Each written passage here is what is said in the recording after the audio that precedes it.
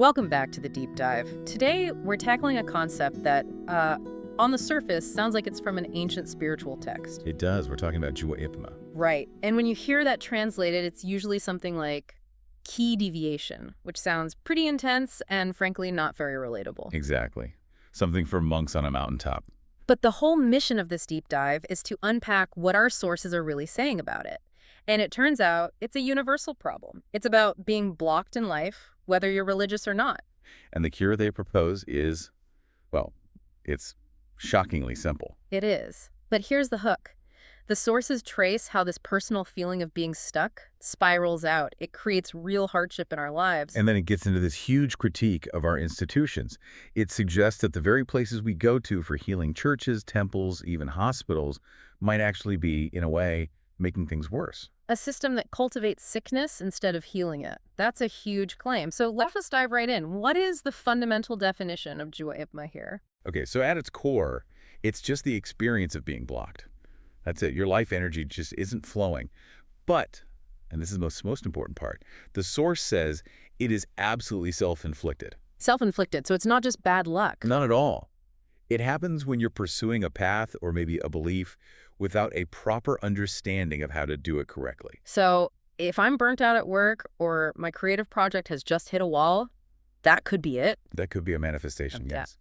The source describes the mechanism like this. Yeah. You insist really strongly that your way is the right way, even though it's fundamentally wrong. You put all this energy into You it. can just dig yourself deeper. Exactly. The text basically says, you push so hard believing your wrong way is right, and that's why you get completely stuck. It's like flooring the gas when your car's stuck in mud. Perfect analogy. The effort isn't the problem. It's the stubborn insistence on a broken strategy. What I found so fascinating was how broadly this idea is applied. It's not just for, a Taoist practitioner. Oh, it's for everyone.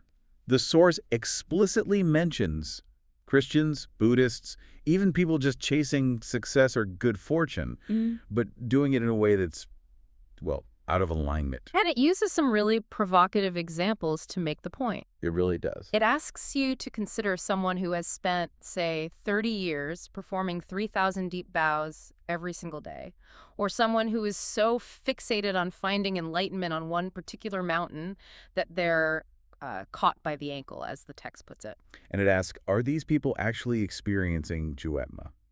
The source's answer is a clear yes. But why? That seems like the height of devotion. Because it's not devotion anymore, it's fixation. They're trapped. If they can't let go of that one single method, if they believe it's the only way, then they're blocked. The act itself isn't the problem. It's the arrogance behind it. Precisely. And that brings us to the root cause of it all. The source says the reason we get blocked is that we fail to learn the most basic principle of study. Which is? It's stunningly simple. It's about respecting other people. Wow. Okay, so all these complex life blockages, these spiritual crises, they all boil down to just a lack of interpersonal respect. That is the absolute core of the argument. No respect leads to arrogance. Arrogance makes you insist on your wrong way. And that insistence is what blocks your energy. So let's trace this out. The sources describe this pretty grim three-stage progression once that blockage really takes hold. Right, so you're blocked. And because you're blocked, life gets difficult, you start running into hardship. And when things get hard, people get desperate. They look for help. They run to churches, temples, spiritual masters, wherever they think they can find an answer. And that desperate search, the source labels that you didn't know. Primary Juhwa-Ipma. And the person in that state is called a patient. A patient, yes. And those institutions become places that, accommodate patients. But there's a really interesting psychological insight here. The source says when you first go for help, you often feel a bit of temporary relief. Why is that? It's because for the first time in a while, you stop being stubborn. You actually listen to someone, the pastor, the monk, even just a kind neighbor giving advice. So that act of listening is an act of humility. It's an act of respect. It's the direct opposite of the arrogance that caused the blockage in the first place. So for a moment, the energy starts to flow again. But it's temporary because the source stresses that the problem didn't start in some spiritual vacuum. No, it started at home in society. It Wrong. started because you were insisting on your own stubborn, disrespectful way of dealing with the world around you. It's a social illness, really. And if the patient just stays in that church or temple, focusing on, the rituals, but doesn't fix the root cause, the arrogance, things get worse. They get much worse. And that brings us to stage 2, the sick person. The name itself changes. It does, because now the blockage is so severe it's manifesting physically. We're talking about actual physical ailments, organ problems, cellular breakdown, even major accidents. The body starts to fail. So then the sick person has to go to the hospital. And I'm guessing the same cycle just repeats. It repeats perfectly. You go to the hospital, you listen to the doctor, you take the medicine. It's another act of respect for an authority, for a system. And you get some temporary relief. You do.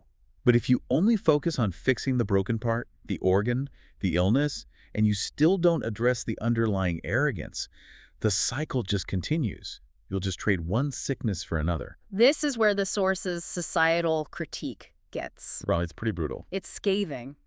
It argues this endless cycle of treating symptoms is why we have a proliferation of hospitals and specialized centers. It calls the whole country a sick person cultivation center. A cultivation center. That's a powerful image. It implies these places aren't designed to truly heal you and send you back out into the world with a new way of being.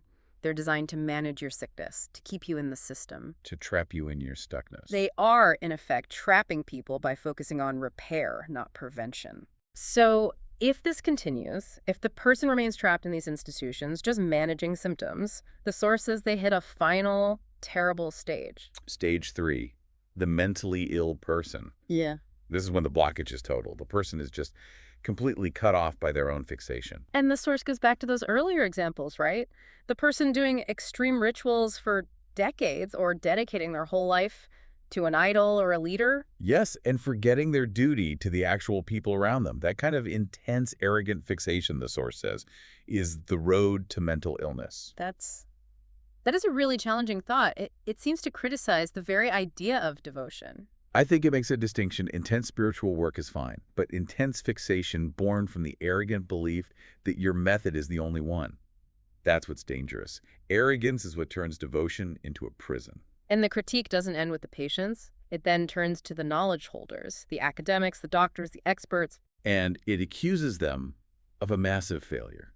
It says they're all busy researching how to repair things, how to fix broken cells or broken economies, symptom management. But they completely missed the fundamental preventative cure. They missed the core principle. The source even puts a timeline on it, saying society was given 50 years to research the correct approach to prevent this blockage, but failed.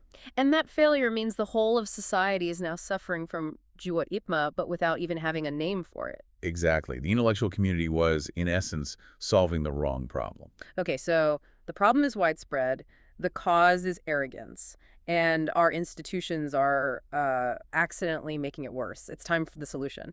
What is the single cure for Juhwa-Ipma? It is deeply, radically personal. The source says Juhwa-Ipma must be cured by the self. No one else can do it for you. No doctor, no guru, no institution. You built the prison, so you have to be the one to tear it down. You're the architect of the blockage, so you have to be the architect of the cure. And the method is simply the direct opposite of the cause. Which means? Treat the people around you well. Communicate.